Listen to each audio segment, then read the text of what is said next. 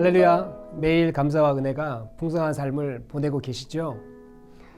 오늘 함께 말씀 묵상을 나누면서 더욱 기쁨과 은혜가 넘치시길 주님의 이름으로 축복합니다.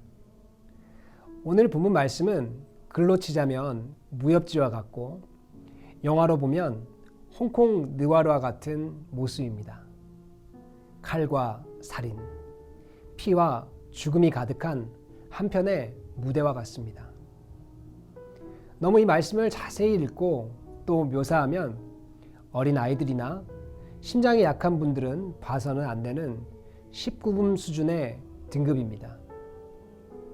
오늘 말씀을 간단히 요약하면 이렇습니다.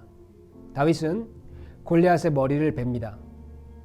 도망가는 블레셋 사람들을 죽이고 전리품을 이스라엘 백성은 챙겼습니다. 다윗은 골리앗의 머리를 들고 사울 왕 앞에 섰습니다. 왕의 지휘관은 다윗의 존재를 궁금해하는 그에게 대답을 해줍니다. 어떠십니까? 좀 잔인한 영화의 한 장면 같지 않습니까? 저도 이 말씀을 보면서 하나님께서 이 말씀 가운데서 주시고자 하는 뜻은 무엇일까? 그리고 이것을 우리 빈내리 성도님들과 어떻게 나누어야 할 것인가 고민을 하게 되었습니다. 이스라엘과 블레셋과 같이 다윗과 골리앗과 같이 전쟁을 잘 벌여서 원수를 이겨야 하는 것을 오늘 우리의 삶에 적용할 것은 아닐 것이기 때문입니다. 저에게도 많은 시간을 들여서 묵상하면서 주신 말씀이 있습니다. 바로 처음에 있는 50절, 51절의 말씀입니다. 제가 한번 읽어드리겠습니다. 다윗이 이같이 물매와 돌로 블레셋 사람을 이기고 그를 쳐 죽였으나 자기 손에는 칼이 없었더라. 다윗이 달려가서 블레셋 사람을 밟고 그의 칼을 그 칼집에서 꺼내어 그 칼로 그를 죽이고 그의 머리를 베니 블레셋 사람들이 자기 용사의 죽임을 보고 도망하는지라. 아멘. 사실 어제 묵상했던 물맷돌로 골리앗을 쓰러뜨린 다윗의 이야기와 그 말씀은 우리가 잘 듣고 잘 아는 내용입니다. 근데 그 말씀을 다시 생각해보고 오늘 말씀과 비교해보면 다윗의 돌에 맞은 골리앗은 죽은 게 아니었습니다. 바로 갑작스럽게 공격한 다윗의 공격에 급소를 강타해서 골리앗은 쓰러진 것입니다. 49절에서도 땅에 엎드러지니라 라고 했습니다. 죽었다라는 말씀이 없죠. 즉 시간이 가면 골리앗은 다시 일어날 수도 있다는 사실입니다. 시간이 얼마 없습니다. 물매로 잠시 쓰러뜨렸던 골리앗이 다시 일어난다면 다윗이 오히려 역공을 당할 수도 있는 상황인 것입니다. 그러나 오늘 읽은 본문에도 나오지만 다윗은 칼도 없이 싸우러 나왔습니다. 심지어 사울 왕이 권장했던 갑옷도 무겁다고 했습니다. 여기서 다윗의 지혜가 나옵니다.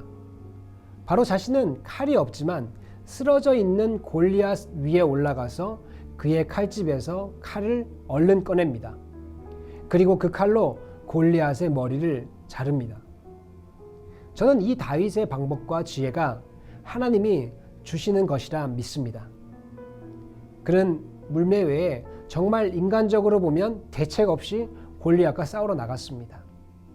그리고 물매로 일단 골리앗을 쓰러뜨렸습니다.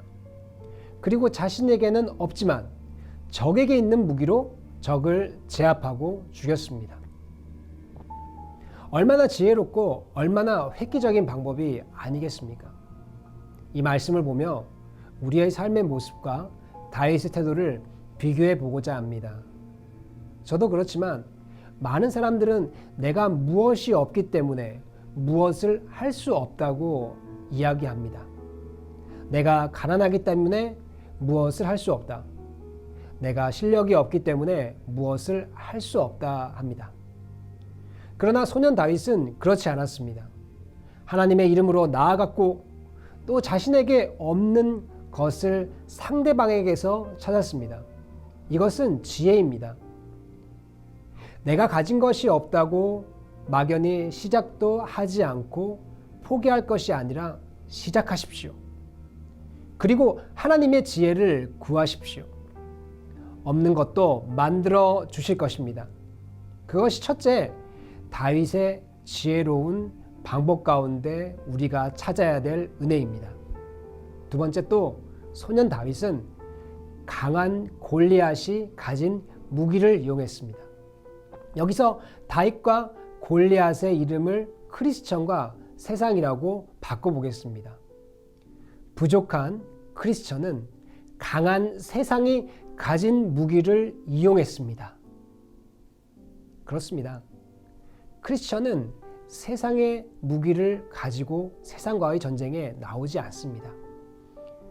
우리 성도는 45절에서 말씀하는 만군의 여호와의 이름으로 세상과 나갑니다.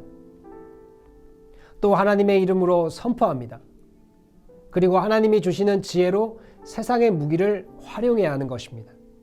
그러나 우리는 정작 세상의 방법을 쓰는 것이 잘못되었다고 생각할 때가 있습니다.